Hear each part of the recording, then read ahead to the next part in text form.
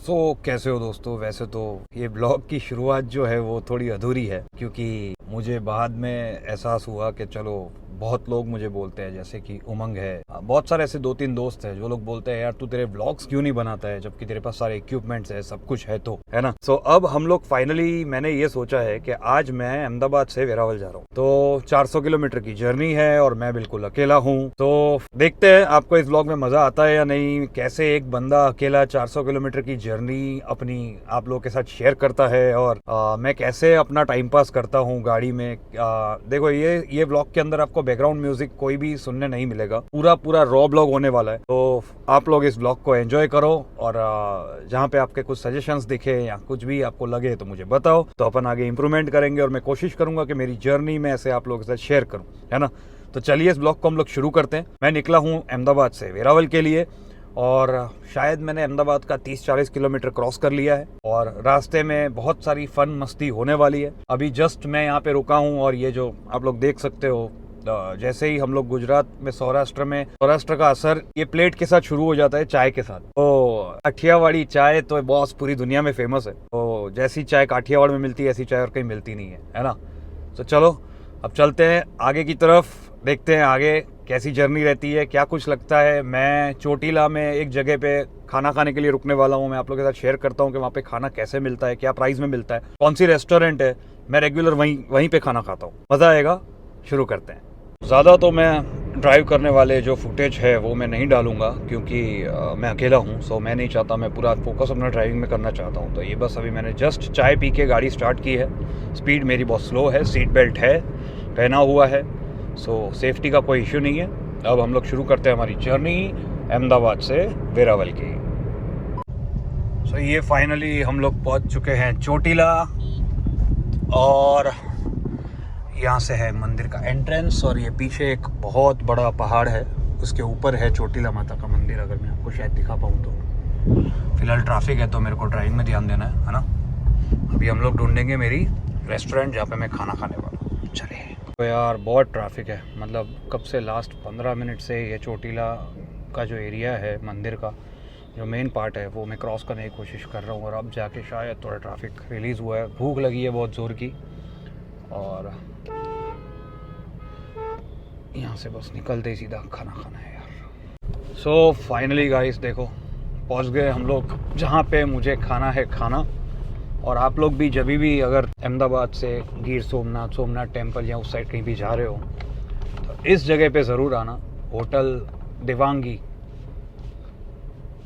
इसका फूड भी मैं आपको बताता हूँ कैसा होता है, बहुत मज़ा आता है यार इसके यहाँ पे खाना खाने का। और मैं तो प्रेफर करता हूँ कि मैं ऐसा ही टाइम पे निकलता हूँ कि मैं यहाँ पे खाना खा के फिर मैं आगे तो चलो चलते हैं रेस्टोरेंट में। ये है मेरी गाड़ी, और ये है वो होटल। भीड़ आप लोग देख सकते हो कितनी भीड़ है, मतलब बहुत ट्रैफिक होता है यहाँ पे। आज वैसे भी फेस्टिवल का टाइम है, सब लोग छुट्टियों में है, तो बहुत ज़्यादा भीड़ यहाँ पे होगी। चलो चलते हैं। अब अकेले इंसान का दर्द ये है, ट्रैफिक बहुत है, दोनों हॉल फुल है, अकेले इंसान की बैठने के लिए जगह ही नहीं है। अब देखता हूँ जाके, मैं इसका रिक्वेस्ट करता हूँ मैनेजर को, देखते क्या बोलता है। भैया ने 5-10 मिनट का बोला है, बोले 5-10 मिनट रुको, मैं देखता हूँ क्या कर सकते हैं। देखते अब क्या होता है, अपना टर्न आता है नहीं आता है। वेराइटीज़ जो भी है मैं आपको भी थोड़ी देर में सारी दिखाता हूँ, यहाँ पे क्या सिस्टम है खाने का, मज़ा आएगा। फुल पैक है बॉस, फुल पैक है सब कुछ। सब लोग यही रिक्वेस्ट कर रहे हैं कब बैठेंगे, कब खाना खाएंगे। फाइनली बैठने की जगह मिल गई है।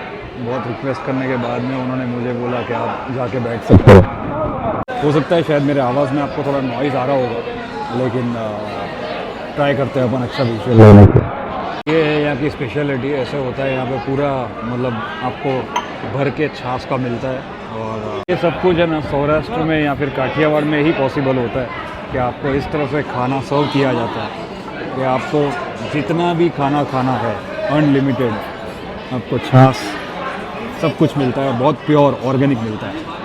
शेयर करता हूँ मैं थोड़ी देर में आपको खाना भी कि कैसा होगा क्या होगा। कुछ यहाँ पे जो ये सब्ज़ी है वो सर्व करते हुए लोग, और जो भी सब्ज़ी आपको पसंद हो आप लोग खा सकते हो। फ़िलहाल मैंने लिया है ये, गुजराती में इसको ढोकली बोलते हैं, लेकिन हिंदी में मुझे नहीं पता क्या बोलते हैं। अगर आपको पता है तो कमेंट में बताइए।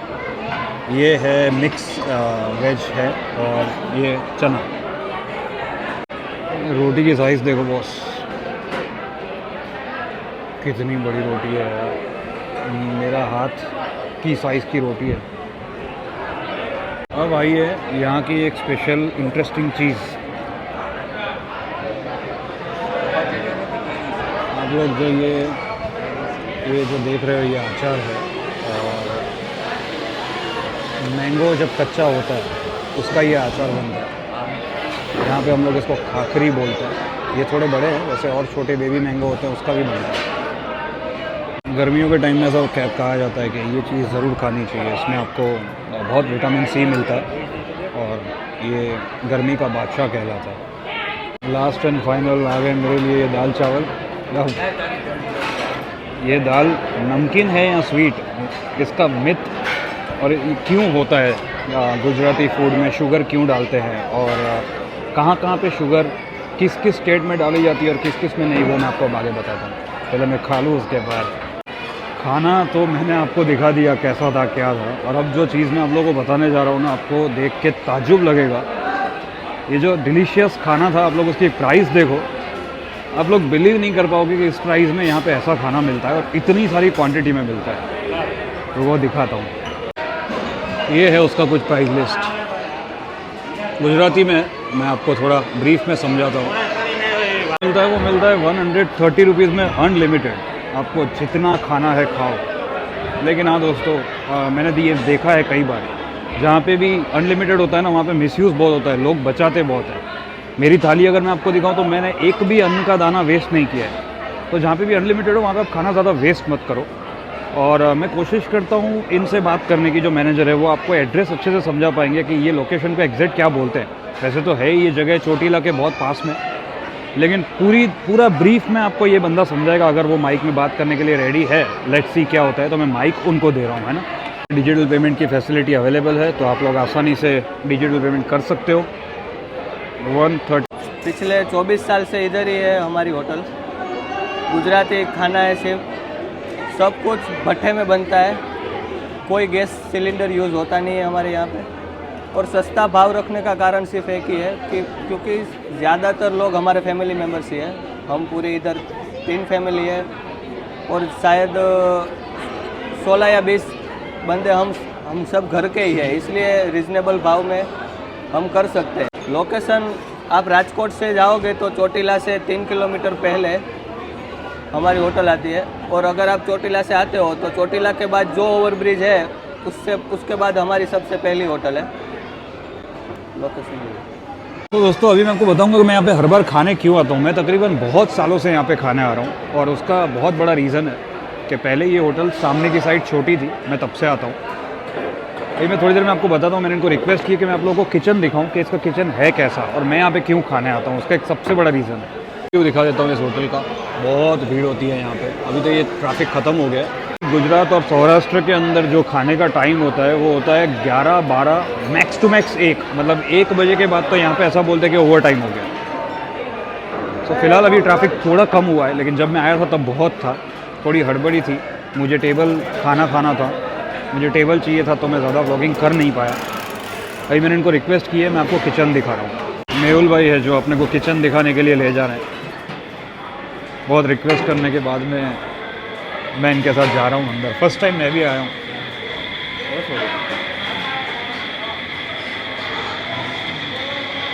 देखो पूरा खाना चूल्हे पे बनता है यहाँ पे। इस तरह रोटी बनती है। यहाँ पे पीछे शायद आग जल गई होगी जहाँ से, हाँ राइट, देखो।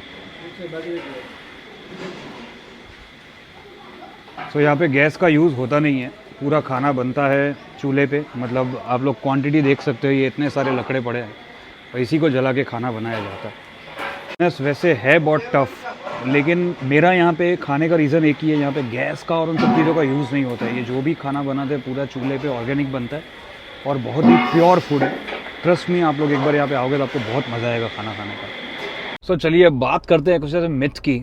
जनरली नॉन गुजरातीज़ जो होते हैं उनको गुजराती फूड जो है वो कम पसंद आता है, क्योंकि उसमें शुगर कंटेंट होता है ना। दाल जो होती है वो मीठी होती है।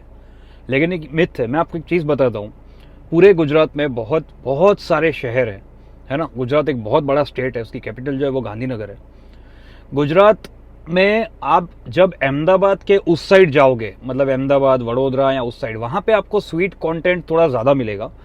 लेकिन जब आप इस साइड आते हो, मतलब जैसे आपने अहमदाबाद क्रॉस किया तो आपको चोटीला हो गया, बावड़ा, बगोदरा हो गया, लीमड़ी हो गया, या फिर उसके बाद जो सौराष्ट्र वाला पूरा पट्टा है, वहाँ पे आपको जो सब्जियां हैं, जो सब्जी बनती है, उसमें आपको शुगर कंटेंट नहीं मिलता है। ठीक है, दाल में कई कई लोग डालते हैं, कई कई लोग नहीं डालते हैं, वो डिपेंड करता है, सबकी अपनी अपनी चॉइसेस है। लेकिन ऐसा नहीं है कि गुजरात में, पूरे गुजरात में खाना स्वीट मिलता है, नहीं, यहाँ का खाना नमकीन होता है। और देवांशी की पूरी मैंने आपको अभी टूर कराई, मैंने शॉर्ट में दिखाने की कोशिश की, बताने की। बहुत भीड़ थी और बहुत मैसी था वहाँ पे, क्योंकि आज फेस्टिवल था, तो मैं ज़्यादा अच्छे से आपको नहीं दिखा पाया। लेकिन इतना इन्फॉर्मेशन के लिए जितना मैंने दिखाया उतना शायद आपके लिए काफ़ी होगा। मैं चाहता तो ये व्लॉग मैं गुजराती में भी बना सकता था, लेकिन मैं हिंदी में इसलिए बना रहा हूँ क्योंकि जब भी कोई भी बंदा कोई बाहर का है, वो इस साइड आ रहा है, तो उसको ये सब चीज़ें बहुत हेल्पफुल हो जाती है। तो ये कोई मार्केटिंग का कोई वो नहीं है, ये सिर्फ मेरी पर्सनल लाइफ है, मैं जो एंजॉय करता हूँ। मुझे बहुत सारे लोगों ने बोला कि आप अपना व्लॉग बना के डालो, मैं ये सारे व्लॉग्स में ये सारी इन्फॉर्मेशन में डाल रहा हूँ। अभी भी हमारी जर्नी 300 किलोमीटर की है, 250 किलोमीटर के आसपास। अभी पहले राजकोट आएगा, राजकोट से फिर वीरपुर आएगा, वीरपुर से फिर जूनागढ़ आएगा, जूनागढ़ के बाद केशोद आएगा, केशोद के बाद आता है वेरावल। अब वेरावल जो है सोमनाथ टेम्पल ज्योतिर्लिंग है। मैं वेरावल का हूँ, वो मेरा होम टाउन है। आसपास में बहुत सारी घूमने की जगह, सासण है, गिर फॉरेस्ट है, वहाँ पे बहुत अच्छा वाटरफॉल है जामवाड़ा, जिसकी इन्फॉर्मेशन इसमें मैं भी डाल रहा हूँ। जी, साथ दीव बहुत पास में है, यूनियन टेरिटरी है। दीव और दमन, कई लोगों को डाउट है, दोनों अलग अलग है। दमन जो है वो सूरत के पास है, दीव जो है वो गिर सोमनाथ टेम्पल के पास में है। मतलब सोमनाथ से 99 किलोमीटर्स दीव होता है। So Diu is also union territory, और दमन भी यूनियन टेरिटरी है। दमन वो सूरत की साइड आता है, दीव जो है वो आता है सोमनाथ की साइड। बोलते हैं दोनों को साथ में दीव दमन, लेकिन है दोनों अलग अलग। सो होप सो आप लोगों को ये जो मेरा व्लॉग है उसमें मज़ा आ रहा है। आगे अगर कुछ होता है मैं शेयर करता हूँ। बीच बीच में कई ऐसे स्पॉट्स हैं जहाँ पे मैं हमेशा रुकता हूँ, अगर मुझे मौका मिला तो मैं रुकूंगा, आपसे शेयर करूँगा, है ना। और दूसरा, सोमनाथ और सौराष्ट्र वाला जो पट्टा है वो एक और चीज़ के लिए फेमस है। खाने के लिए तो फेमस है ही, लेकिन अगर आपको पता ना हो तो बता दूं कि गिर सोमनाथ, मतलब जो वेरावल सिटी है, वो वहाँ पे सी है, तो फिश का बहुत बड़ा बिजनेस है वहाँ पे। बहुत सारी फैक्ट्रीज है, GHCL है, CCGL है, इंडियन रेन है, फिशरीज का बहुत बड़ा फिशरीज कॉलेज भी है वहाँ पे। एकमात्र संस्कृत की जो यूनिवर्सिटी है वो भी हमारे वेरावल के अंदर है, गिर सोमनाथ में है। तो बहुत अच्छा, बढ़िया एक पार्ट है गुजरात का। आप लोग ज़रूर एक बार सोमनाथ, गिर सोमनाथ वाला जो पूरा टूर है वो कीजिए। जूनागढ़ भी घूमने के लिए बहुत अच्छा है। जूनागढ़ में गिरनार पर्वत है जहाँ पे 9,999 स्टेप्स है, चढ़ के हमको ऊपर जाना पड़ता है। लास्ट 1-1.5 साल से वहाँ पे रोपवे की भी फैसिलिटी स्टार्ट हो गई है। तो जब भी आप लोग ऐसा कुछ प्लान बनाओ और आपको कुछ कन्फ्यूज़न है तो आप लोग व्लॉग में कमेंट कर देना, मैं आपको पूरा ब्रीफ कर दूंगा कि कैसे यहाँ तक कंफर्टेबल वे में आप लोग पहुँच सकते हो, कैसे घूम सकते हो। अगर आपको इस साइड आना है तो ये तो सिर्फ मैंने बात की गिर सोमनाथ की, दीव की, उसकी भी बहुत कुछ है। जैसे सारंगपुर हनुमान टेम्पल है, बहुत अच्छा है।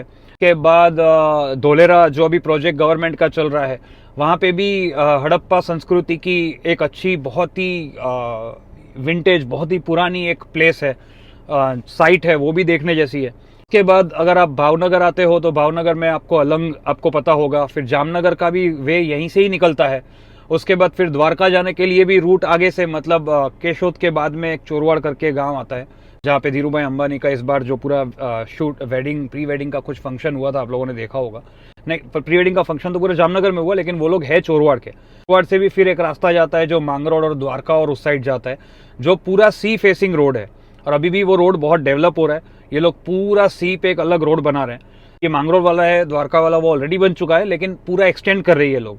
आप लोग थोड़ा गूगल कर लो, आपको ज़्यादा आइडिया आ जाएगा। मैं उसकी थोड़ी जो इमेजेस है वो मैं डाल देता हूँ ताकि आपको पता चले, है ना।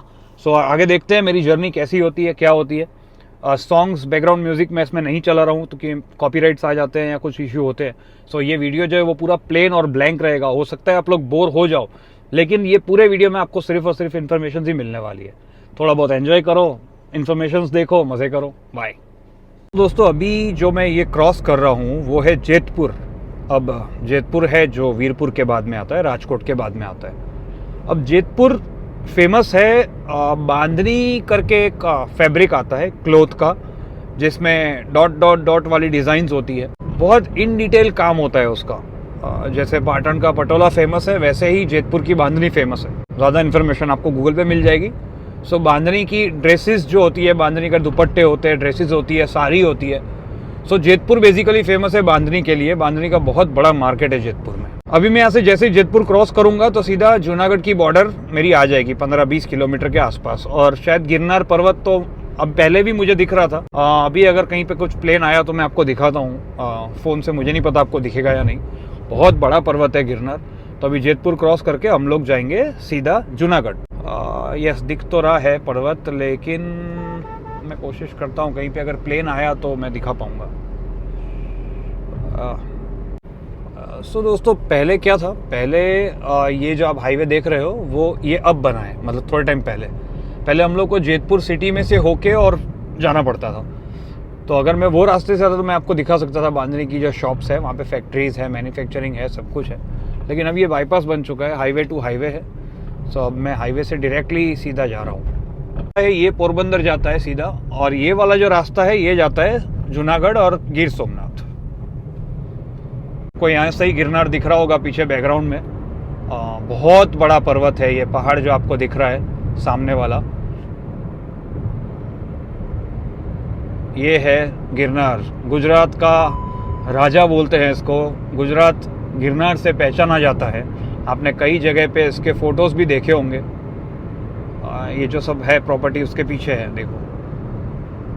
और मैं जूम करूंगा तो शायद पिक्सल्स फट जाएंगे। बहुत बड़ा है गिरनार, अपन को लगता है लेकिन बहुत बड़ा है। ये पर्वत है जो पीछे दिख रहा है आपको, सेल आउट में दिख रहा होगा। जैसे जैसे नज़दीक जाऊंगा बड़ा होता जाएगा। मैं कोशिश करूंगा अगर कहीं पे अच्छा विजुअल आया तो आपको दिखाता हूँ। जैसे कि आप लोगों को बोला था मैंने कि मैं आपको गिरनार दिखाने वाला हूँ। पीछे जो पहाड़ दिख रहा है आपको वो है गिरनार। बैक कैमरा से आपको जूम करके दिखाता हूँ। बहुत बड़ा है। मैं काफ़ी दूर हूँ वहाँ से, और 30-35 किलोमीटर दूर से ये पहाड़ दिखने लगता है। कैमरा में शायद आपको थोड़ा छोटा दिखता होगा। बैक कैमरा ऑन करके जूम करके दिखा दो। सो ये है हमारा गिरनार। अब तो गिरनार पे लायन वायन भी आ चुके हैं, और बहुत वाइड एरिया हो गया है। परिक्रमा होती है हर साल। शिवरात्रि के दिन बहुत बड़ा मेला भी लगता है गिरनार पे। जूनागढ़ सिटी में से आप गिरनार जा सकते हो। बहुत ब्यूटीफुल प्लेस है, एक बार ज़रूर जाना।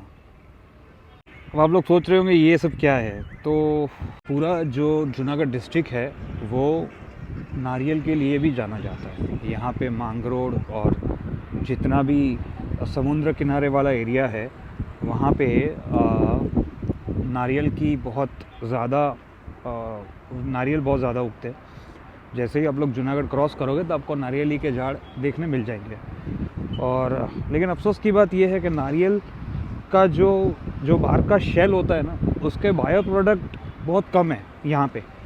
अब शायद मैंने सुना है कुछ लोग आए हैं जिन्होंने इस इंडस्ट्री को थोड़ा आगे बढ़ाया है। तो जो रस्सी होती है सूतर की, वो भी इसी में से बनती है। मतलब सुतेड़ी बोलते हैं हम लोग गुजराती में, हिंदी में क्या बोलते हैं मुझे नहीं पता। अगर आपको पता है तो कमेंट कर दो। तो उसकी रस्सी जो होती है वो काफ़ी सारी चीज़ों में काम आती है। तो मैंने सुना है कि अब वो सब रस्सी तो खैर सालों से बन रही है, और भी बहुत सारी बायो प्रोडक्ट्स है। जैसे साउथ में इसकी जो इंडस्ट्री है नारियल की बहुत ज़्यादा है। यहाँ पे कितनी है अभी, कितना अपडेट हुआ है मुझे नहीं पता है। लेकिन जैसे ही आप आओगे यहाँ पे तो मेरे पीछे आप लोग गिरनार का नज़ारा देख सकते हो। मैं अभी बाईपास वाले रोड पे हूँ। ये पूरा बाईपास वाला रोड है, और जैसे ही आप आओगे तो आपका वेलकम यहाँ पे नारियल से किया जाता है। हर जगह पे आपको नारियल के स्टोर्स और सब कुछ मिल जाएगा। छोटे छोटे नारियल के जो स्टॉल्स होते हैं वो आपको मिल जाएंगे। धूप बहुत है, सो देखते हैं अब। आज मेरा मूड नहीं है नारियल पानी पीने का। खैर, लेकिन प्राइसेस वही है बड़े सिटीज़ में जो मिलता है आजकल, यहाँ पे भी इतना ही महंगा हो गया। पहले एक टाइम था जब बहुत सस्ते नारियल यहाँ पे मिलते थे, लेकिन अब तो वही प्राइस है। मुझे नहीं पता अभी क्या प्राइस चल रहा है। तो फिलहाल मैं पहुँच चुका हूँ जूनागढ़ बाईपास पे हूँ मैं। अभी मैं जूनागढ़ बाईपास से सीधा मतलब सिटी में मैं नहीं जाऊँगा, बाईपास होके सीधा मैं बाहर निकल जाने वाला हूँ। तो देखते हैं अब आगे की जर्नी क्या कुछ मैं और आपको दिखा सकता हूँ। यहाँ पे अभी एक नया और स्टार्ट हुआ है, कुछ नारियल का हलवा मिलता है। एक आध बार मैंने खाया है, बहुत स्वीट होता है इसलिए मुझे कम पसंद है। मैं नहीं खाता इतना स्वीट ज़्यादा। सो ये है जूनागढ़ की ब्यूटी। और हाँ, एक और चीज़ बोलना भूल गया, यहाँ पे केले मिलते हैं, एलची केले। अगर आप लोग गोवा गए हो तो आपको पता है छोटे छोटे केले होते हैं, यहाँ पे भी मिलते हैं, यहाँ पे भी होते हैं। सोपारी की भी यहाँ पे होती है, सोपारी भी होती है कई कई जगह पे। और एक पूजा के अंदर एक पान यूज़ होता है, जो पान अपन खाते हैं ना, जो भगवान को चढ़ाते हैं, नागरवेल, वो भी यहाँ पे बहुत है। मतलब यहाँ से बहुत दूर दूर तक जाते हैं नागरवेल के पान। नागरवेल के पान को हिंदी में क्या कहते हैं मुझे नहीं पता, अगर आप लोगों को पता है तो कमेंट में बता दो, है ना। तो चलो मैं थोड़ा चाय पानी पी लूँ यहाँ पे और फिर मेरी जर्नी यहाँ से स्टार्ट करूँगा। आपको यहाँ पे ये नारियल के स्टॉल्स मिल जाएंगे हर जगह पे, पूरे रास्ते पे बहुत सारे, चलते जाओगे तो आते जाएंगे। यहाँ के नारियल भी फेमस है। खैर प्राइस वही है जो बड़े सिटीज़ में होता है, यहाँ पे भी वैसा ही प्राइस हो गया क्योंकि इनको भी पता चल गया है। और नारियल की खेती थोड़ी एक्सपेंसिव भी है, मेहनत वाली भी है। ये जा रहा है देखो अपना समाज, फोटोग्राफी समाज अपना, बेचारे बाइक लेके कहीं मेहनत करने जा रहे हैं शूट करने के लिए। हमारा जो व्लॉग है वो यहीं पे ख़त्म होता है, मिलता है बाद में, बाय।